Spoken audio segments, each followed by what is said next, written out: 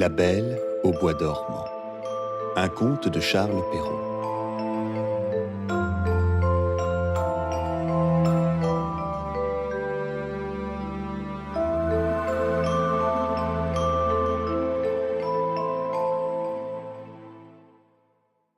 Il était une fois un roi et une reine qui étaient si fâchés de n'avoir point d'enfants, si fâchés qu'on ne saurait dire.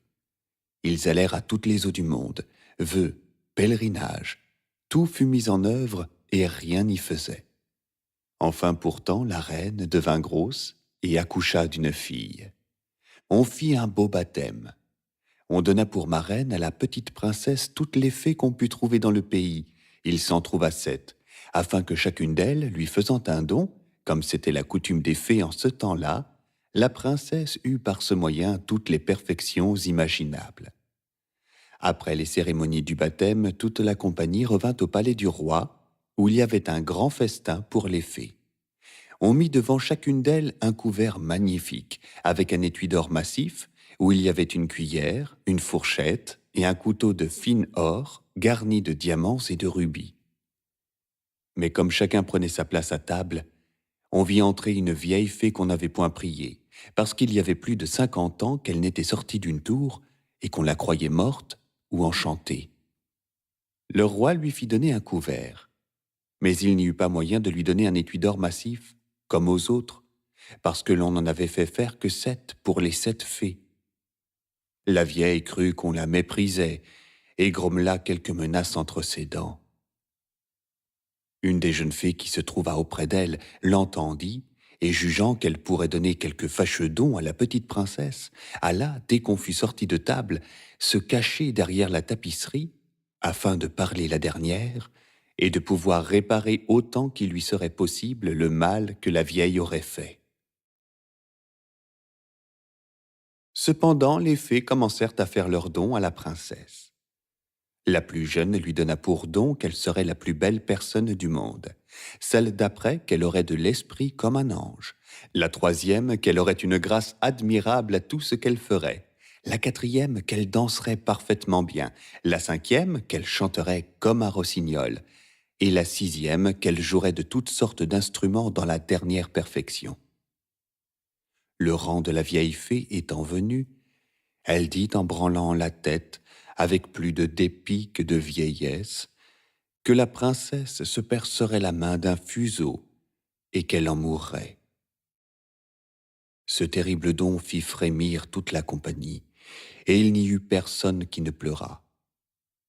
Dans ce moment, la jeune fée sortit de derrière la tapisserie et dit tout haut ces paroles. « Rassurez-vous, roi et reine, votre fille ne mourra pas. Il est vrai que je n'ai pas assez de puissance pour défaire entièrement ce que mon ancienne a fait. La princesse se percera la main d'un fuseau, mais au lieu d'en mourir, elle tombera seulement dans un profond sommeil qui durera 100 ans, au bout desquels le fils d'un roi viendra la réveiller. » Le roi, pour tâcher d'éviter le malheur annoncé par la vieille, fit publier aussitôt un édit par lequel il défendait à toute personne de filer au fuseau, ni d'avoir des fuseaux chez soi sur peine de la vie. Au bout de 15 ou 16 ans, le roi et la reine étant allés à une de leurs maisons de plaisance, il arriva que la jeune princesse, courant un jour dans le château et montant de chambre en chambre, alla jusqu'au haut d'un donjon, dans un petit galetas, où une bonne vieille était seule à filer sa quenouille. Cette bonne femme n'avait point ouï parler des défenses que le roi avait faites de filer au fuseau. « Que faites-vous là, ma bonne femme ?» dit la princesse. « Je file, mon enfant, » lui répondit la vieille qui ne la connaissait pas. « Oh, que c'est joli !» reprit la princesse. « Comment faites-vous? Donnez-moi que je vois si j'en ferai bien autant. » Elle n'eut pas plutôt pris le fuseau que, comme elle était fort vive, un peu étourdie, et que d'ailleurs la raie des fées leur donnait ainsi, elle s'en perça la main et tomba évanouie. La bonne vieille, bien embarrassée, crie au secours. On vient de tous côtés, on jette de l'eau au visage de la princesse, on la délace, on lui frappe dans les mains, on lui frotte les tempes avec de l'eau de la reine de Hongrie. Mais rien ne la faisait revenir. Alors le roi, qui était monté au bruit, se souvint de la prédiction des fées, et jugeant bien qu'il fallait que cela arrivât, puisque les fées l'avaient dit, fit mettre la princesse dans le plus bel appartement du palais, sur un lit en broderie d'or et d'argent. On eût dit d'un ange, tant elle était belle, car son évanouissement n'avait pas ôté les couleurs vives de son teint. Ses joues étaient incarnates, et ses lèvres comme du corail. Elle avait seulement les yeux fermés, mais on l'entendait respirer doucement, ce qui faisait voir qu'elle n'était pas morte. Le roi ordonna qu'on la laissât dormir en repos, jusqu'à ce que son heure de se réveiller fût venue. La bonne fée qui lui avait sauvé la vie en la condamnant à dormir 100 ans était dans le royaume de Mataquin à 12 000 lieues de là, lorsque l'accident arriva à la princesse. Mais elle en fut avertie en un instant par un petit nain qui avait des bottes de 7 lieues. C'étaient des bottes avec lesquelles on faisait 7 lieues d'une seule enjambée. La fée partit aussitôt, et on la vit au bout d'une heure arriver dans un chariot tout de feu, traîné par des dragons. Le roi lui alla présenter la main à la descente du chariot. Elle approuva tout ce qu'il avait fait, mais comme elle était grandement prévoyante, elle pensa que quand la princesse viendrait à se réveiller, elle serait bien embarrassée toute seule dans ce vieux château. Voici ce qu'elle fit. Elle toucha de sa baguette tout ce qui était dans ce château, hors le roi et la reine. Gouvernante, fille d'honneur, femme de chambre, gentilhomme, officier, maître d'hôtel, cuisinier, marmiton, galopin, garde, suisse, page, valet de pied. Elle toucha aussi tous les chevaux qui étaient dans les écuries avec les palefreniers, les gros matins de la basse-cour, et la petite Poufle, petite chienne de la princesse, qui était auprès d'elle sur son lit. Dès qu'elle les eut touchés, ils s'endormirent tous pour ne se réveiller qu'en même temps que leur maîtresse, afin d'être tous prêts à la servir quand elle en aurait besoin. Les broches même, qui étaient au feu, toutes pleines de perdrix et de faisans, s'endormirent, et le feu aussi. Tout cela se fit en un moment. Les fées n'étaient pas longues à leur besogne. Alors le roi et la reine, après avoir baisé leur cher enfant sans qu'elle s'éveillât, sortirent du château et firent publier des défenses à qui que ce soit d'en approcher. Ces défenses n'étaient pas nécessaires, car il crut dans un quart d'heure tout autour du parc une si grande quantité de grands arbres et de petits, de ronces et d'épines entrelacées les unes dans les autres, que bête ni homme n'y aurait pu passer. En sorte qu'on ne voyait plus que le haut des tours du château, encore n'était-ce que de bien loin. On ne douta point que la fée n'eût encore fait là un tour de son métier, afin que la princesse, pendant qu'elle dormirait, n'eût rien à craindre des curieux. Au bout de 100 ans, le fils du roi qui régnait alors, et qui était d'une autre famille que la princesse endormie, étant allé à la chasse de ce côté-là, demanda ce que c'était que des tours qu'il voyait au-dessus d'un grand bois fort épais. Chacun lui répondit selon qu'il en avait ouï parler. Les uns disaient que c'était un vieux château où il revenait des esprits. Les autres, que tous les sorciers de la contrée y faisaient leur sabbat. La plus commune opinion était qu'un ogre y demeurait, et que là, il emportait tous les enfants qu'il pouvait attraper pour les pouvoir manger à son aise et sans qu'on le pût suivre, ayant seul le pouvoir de se faire un passage au travers du bois. Le prince ne savait qu'en croire, lorsqu'un vieux paysan prit la parole et lui dit « Mon prince, il y a plus de 50 ans que j'ai ouï dire à mon père qu'il y avait dans ce château une princesse, la plus belle qu'on eût su voir, qu'elle y devait dormir 100 ans et qu'elle serait réveillée par le fils d'un roi à qui elle était réservée. » Le jeune prince, à ce discours, se sentit tout de feu. Il crut sans balancer qu'il mettrait fin à une si belle aventure, et poussé par l'amour et par la gloire, il résolut de voir sur le champ ce qui en était. À peine s'avança-t-il vers le bois que tous ces grands arbres, ces ronces et ces épines s'écartèrent d'elles-mêmes pour le laisser passer. Il marche vers le château qu'il voyait au bout d'une grande avenue où il entra, Et ce qui le surprit un peu, il vit que personne de ces gens ne l'avait pu suivre, parce que les arbres s'étaient rapprochés dès qu'il avait été passé. Il ne laissa pas de continuer son chemin. Un prince jeune et amoureux est toujours vaillant. Il entra dans une grande avant-cour, où tout ce qu'il vit d'abord était capable de le glacer de crainte. C'était un silence affreux. L'image de la mort s'y présentait partout, et ce n'étaient que des corps étendus d'hommes et d'animaux qui paraissaient morts. Il reconnut pourtant bien au nez bourgeonné et à la face vermeille des Suisses qu'ils n'étaient qu'endormis, et leur tasse, où il y avait encore quelques gouttes de vin, montrait assez qu'ils s'étaient endormis en buvant. Il passa une grande cour pavée de marbre, il monte l'escalier, il entre dans la salle des gardes qui étaient rangés en haie, la carabine sur l'épaule et ronflant de leur mieux. Il traverse plusieurs chambres pleines de gentilshommes et de dames, dormant tous, les uns debout, les autres assis. Il entre dans une chambre toute dorée, et il vit sur un lit, dont les rideaux étaient ouverts de tous côtés, le plus beau spectacle qu'il n'eût jamais vu. Une princesse qui paraissait avoir 15 ou 16 ans, et dont l'éclat resplendissant avait quelque chose de lumineux et de divin.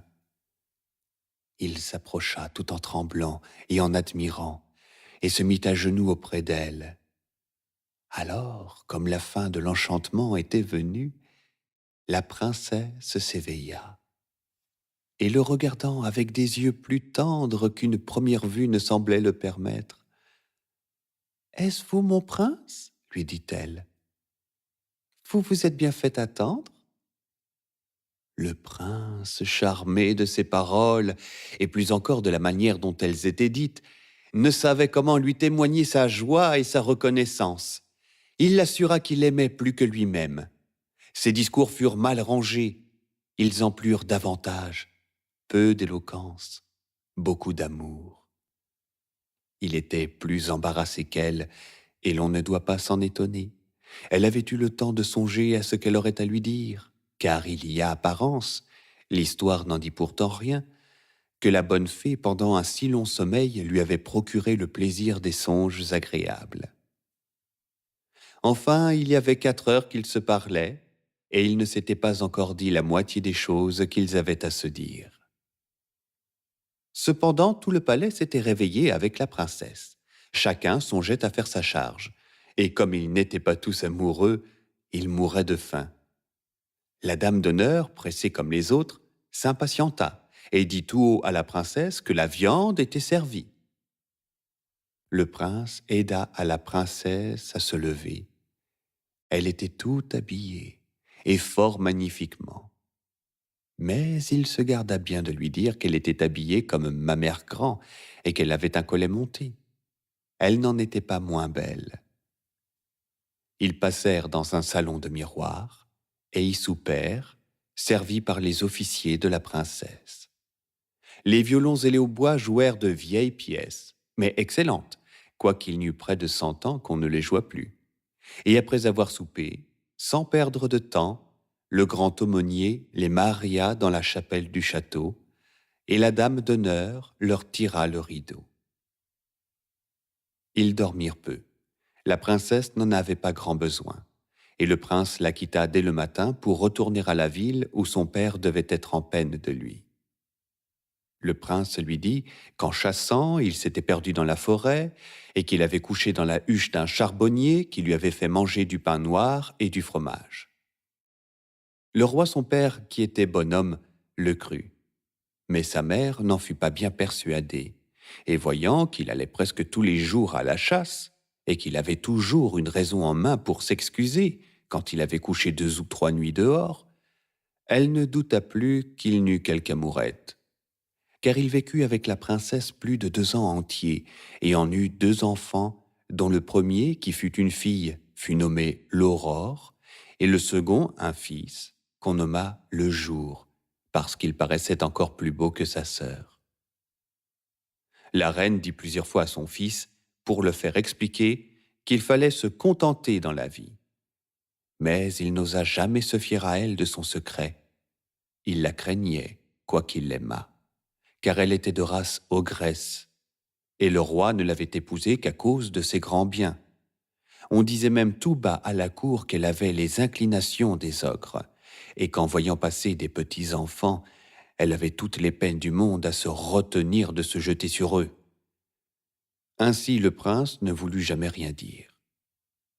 Mais quand le roi fut mort, ce qui arriva au bout de 2 ans, et qu'il se vit le maître, il déclara publiquement son mariage et alla en grande cérémonie quérir la reine, sa femme, dans son château. On lui fit une entrée magnifique dans la ville capitale où elle entra au milieu de ses 2 enfants. Quelque temps après, le roi alla faire la guerre à l'empereur Cantalabute, son voisin. Il laissa la régence du royaume à la reine, sa mère, et lui recommanda fort sa femme et ses enfants. Il devait être à la guerre tout l'été. Et dès qu'il fut parti, la reine mère envoya sa bru et ses enfants à une maison de campagne dans les bois pour pouvoir plus aisément assouvir son horrible envie. Elle y alla quelques jours après et dit un soir à son maître d'hôtel « Je veux manger demain à mon souper la petite Aurore. »« Ah, madame, dit le maître d'hôtel. « Je le veux, dit la reine, et elle le dit d'un ton d'ogresse qui a envie de manger de la chair fraîche. Et je la veux manger à la sauce Robert. » Ce pauvre homme, voyant bien qu'il ne fallait pas se jouer à une ogresse, prit son grand couteau et monta à la chambre de la petite Aurore. Elle avait pour lors 4 ans, et vint en sautant et en riant se jeter à son col et à lui demander du bonbon. Il se mit à pleurer. Le couteau lui tomba des mains. Et il alla dans la basse-cour couper la gorge à un petit agneau et lui fit une si bonne sauce que sa maîtresse l'assura qu'elle n'avait jamais rien mangé de si bon. Il avait emporté en même temps la petite Aurore et l'avait donnée à sa femme pour la cacher dans le logement qu'elle avait au fond de la basse-cour. 8 jours après, la méchante reine dit à son maître d'hôtel « Je veux manger à mon souper le petit jour. » Il ne répliqua pas, résolu de la tromper comme l'autre fois. Il alla chercher le petit jour et le trouva avec un petit fleuret à la main dont il faisait des armes avec un gros singe. Il n'avait pourtant que 3 ans. Il le porta à sa femme, qui le cacha avec la petite Aurore, et donna à la place du petit jour un petit chevreau fort tendre que l'ogresse trouva admirablement bon. Cela était fort bien allé jusque-là, mais un soir, cette méchante reine dit au maître d'hôtel « Je veux manger la reine à la même sauce que ses enfants. » Ce fut alors que le pauvre maître d'hôtel désespéra de la pouvoir encore tromper. La jeune reine avait 20 ans passés, sans compter les 100 ans qu'elle avait dormi.